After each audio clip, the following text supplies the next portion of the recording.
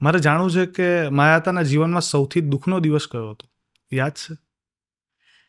અ, એક આપને બીજી નવાઈ લાગશે અને અતિશય લાગે.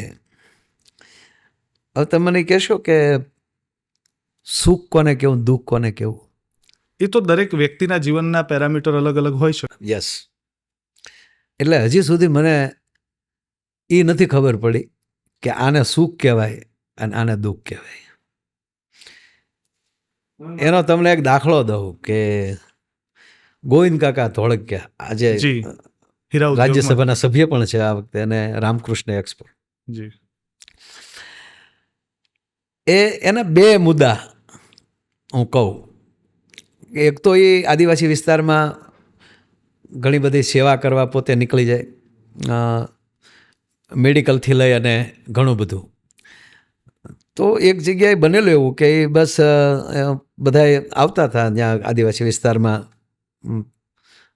અને અમુક ગામોની મુલાકાતો લીધી, ને ગામડાની અંદર પણ જાય. આદિવાસી વિસ્તાર મીન્સ કે બધે જવાનું. હા. છેવાડાનો માણસ જ્યારે હતો ત્યાં સુધી ઘણા જાય ત્યાં. તો એમાં એક ગામડાનો છોકરો, અમે ગામડામાં રહ્યા છીએ ને, એટલે હું તમને કહું સાહેબ, તમને મૂઠિયા ગુમડાને ખબર છે? ના. મૂઠિયું ગુમડું શું કહેવાય? ના. હે? તો તમને દુઃખની ખબર જ નથી. ખોહની ખબર છે? ખાસ ખ્યાલ છે. ખણ આવે એ પ્રકારની ચામડીજન્ય રોગ છે. ના, હજી તમને હાશી ખહની ખબર જ નથી. અરે ફોડલા થાય, અચ્છા. આંગળામાં ફોડલા થાય, લૂંબો ચૂંબો. અને તમને ખબર હોય તો આ વખતે કોરોનામાં ઓલી બ્લેક દવા આવતી, શું કહેતા એને? કાળી દવા. હા, કાળી દવા. એ ટૂંકમાં ત્યારે એ ચોપડવામાં આવતી, અને આ વખતે કોરોનામાં એના ડોઝ લીધા ઘણાએ. કોરોનામાં તો હું નથી કર્યું કોઈ. બરોબર. તો એ અહીંયા હોય, એટલે ચેપી રોગ ભાઈ. એટલે આપણા હાંધા હોય ને, આંગળીના જે વચ્ચેના ગેપ હોય ને, એમાં ફોડલા થઈ જાય. જી ભાઈ, અને અંદરથી પાણીને પૂરું નીકળે. કોઈ સામું જોવું, મૂંઢિયા ગુમડા એવા થાય, મોટા મોટા ગુમડા થાય, અને જે થયા હોય એને જ ખબર હોય. મારે છે બધે ડાઘ હજી. તો એવો એક છોકરો આમ આવતો હતો, એટલે કોઈએ કીધું કે ભાઈ આ છોકરાને છે સાઈડ, કાકાને કદાચ છેપ લાગે એમ. ત્યારે કાકાએ કીધું કે આવવા દો ને, એ નાનો ગોવિંદ જ હાલ્યો આવે છે. આ નાનો ગોવિંદ હાલ્યો આવે છે. જ્યારે તમને કોઈ પણ વ્યક્તિમાં પોતાના દર્શન જ્યારે થઈ જાય ને, ત્યારે સુખ દુઃખ સાઈડમાં વયું જાય છે.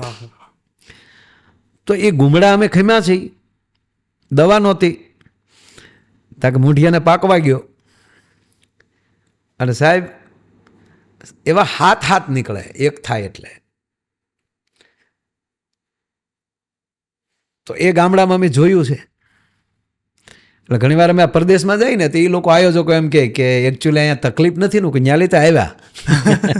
એટલે કહેવાનો મતલબ કે એ બધી મનનું, પણ મારે મૂળ વાત ઉપર જે આવવું છે કે સુખ દુઃખની વાત, તો એક વ્યવસ્થાને પણ માણસ સુખ દુઃખ ગણી લેતો હોય છે. જી. જો દાખલા તરીકે તમે અમદાવાદથી નીકળ્યા, જી બરોબર, એટલે તમે મનમાં એવું તૈયાર કરી લો, કોઈ પણ જગ્યાએ તમે પ્રસંગમાં જાઓ છો, જી, કોઈના લગ્નમાં જાઓ છો, અથવા તો તમે અહીંયા આવો છો, તો આપણે મનમાં તૈયાર કરી નાખ્યું, ત્યાં જશું એટલે ગરધણી આપણી રાહે ઊભા છે, આપણી માટે ખુરશીઓ લઈને દોડશે, આપણી અલગ જમવાની વ્યવસ્થા કરશે, ભાઈ આમ આ તમે નક્કી તમે કર્યું છે. હા. પણ જોગાનું જોગ બને એવું કે તમે જાઓ ને, ગરધણી કામમાં છે, અથવા તો વિશેષ કોઈ મહેમાન આવ્યું છે, કે એનું નહીં કરે તો એનું ખોટું લાગશે. તમને એ પરિવારના સમજે છે કે અનુષભાઈને કાંઈ નહીં કહું તો એને ખોટું નહીં લાગે, મારા ફેમિલી, મારા પરિવારના છે, પણ હું ઓલાને પહેલાં સંભાળી લઉં, નહીંતર એને ખરાબ લાગશે. પણ તમે અંદર પોઈન્ટ ભેગો કરીને આવ્યા છો કે મારું સન્માન થશે, મને બોલાવશે, એ તમે મનનું કારણ તમે ઊભું કર્યું, અને એ તમારું જ કાંઈ ન થયું એટલે તમને દુઃખ થયું કે ચાલો નીકળી જઈએ.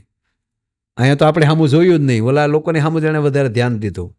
આ પહેલું દુઃખનું કારણ. જી. બીજું દુઃખનું કારણ કે માની લો કે તમે રોડ ઉપર જાઓ છો, એક વ્યક્તિ છે અને ઘરની ફોર વ્હીલ નથી, ઘરની સાયકલ પણ નથી, આવો નાનો માણસ ધગધગતા તાપમાં ચાલ્યો જાય છે, બપોરનું ટાણું છે, વૈશાખ મહિનો છે, અને તમને એમ થયું કે આ ભાઈ કોઈક હાલ્યા જાય છે, હાલો ને બેસાડ લઈ. જી. અંતરિયાળ છે, વગડામાં છે, અથવા તો કચ્છના રણમાં છે, અને તમે એ માણસને ગાડીમાં બેસાડ લીધો અને એ વ્યક્તિ પહેલી વાર 4 વ્હીલમાં બેસે છે. એને તમારી ગાડીની બ્રાન્ડ કઈ ગાડી છે એ ખબર નથી, અને આ ઠંડુ કેમ થાય છે એ ખબર નથી, અને એસીની ટૂંકમાં ખબર નથી, પણ એને બેઠા ભેગું અંદર ઠંડક થઈ અને પહેલી વાર 4 વ્હીલમાં બેસવા મળ્યું તો એને સુખનો પાર નહીં રહે. આ સુખ મળી ગયું એને. પણ જ્યારે મર્સિડીઝનો માલિક એ ત્યાં અંતરિયાળ રસ્તામાં ફસાણો, ગાડી બગડી, ગાડી બંધ પડી ગઈ, આવો જ તડકો છે અને કોઈ જગ્યાએ કોઈ વાહન નથી, ક્યાંય રસ્તો દેખાતો નથી, અને એવે ટાણે કોઈ રિક્ષા લઈને નીકળશે, 3 વ્હીલો તગો લઈને નીકળશે અને એમ કે શેઠામાં વહી આવો, એક બધું હાવજ ડણકું કરતા હોય, એમાં ફસાયેલો હોય ને એ જ્યારે એને સકડામાં બેસાડશે ને તો એને જેટલી ઓલાને મોજ આવી ને એટલી જ મર્સિડીઝ વાળાને ત્યારે સુખ સકડામાં થશે. શું કામ? કોઈ નથી મળ્યું, ના મળ્યું છે. એટલે કહેવાનો મતલબ કે સુખ દુઃખ એ એક સિક્કાની 2 બાજુ છે. જી. કાં સુખ હોય કાં દુઃખ હોય, પણ એક બોર્ડર એ છે સિક્કાની કે તમે એનો વેબ કેટલો રાખવા માંગો છો. ક્યાં દડો જાય ત્યાં 4 ગણાય, એ તો હોવું જોઈએ કે નહીં? કે અહીંયા પોગે તો 4 ગણવી. એમ જીવનની એક બોર્ડર હોવી જોઈએ. એ બોર્ડર આવી જાય તો એ સુખ દુઃખ થતું નથી. અને હંમેશા ઈશ્વરે સુખ જ આપ્યું છે. ભગવાન પાસે દુઃખ નામની પ્રોડક્ટ છે જ નહીં, પણ માણસ સુખ ગોતવા દોડે છે અને વચ્ચામાં એને દુઃખ થઈ જાય છે. શું કામ? એનું ધાર્યું નથી થતું એને દુઃખ કહીએ છીએ, ધાર્યું થાય એને સુખ કહીએ છીએ.